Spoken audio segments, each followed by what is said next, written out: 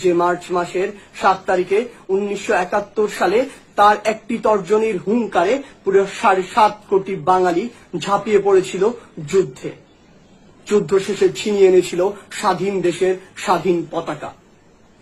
অনেকে বঙ্গবন্ধুর সেই ভাষণকে আব্রাহাম লিঙ্কনের গেটিসবার্গের ভাষণের সাথে তুলনা করে থাকেন, কিন্তু আমি কখনো সেই তুলনা করিনি।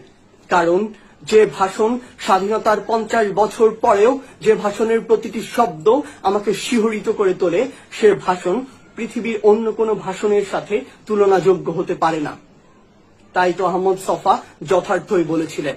তিনি বলেছিলেন, বাঙালি জাতির শ্রেষ্ঠ কাব্য বলাকা সোনার তরী কিংবা গীতাঞ্জলি নয়, বাঙালি জাতির শ্রেষ্ঠ কাব্য আর দাবায় রাখতে পারবা না। যে মানুষটি জীবন ও যৌবনের 14 বছর জেলে কাটিয়ে দিয়েছেন শুধুমাত্র এই বাঙালি জাতির মুক্তির জন্য, সেই মানুষটির বুকে শরীরে 18টি গুলি করে ঝাঁঝরা করে তার প্রতিদান আমরা দিয়েছি।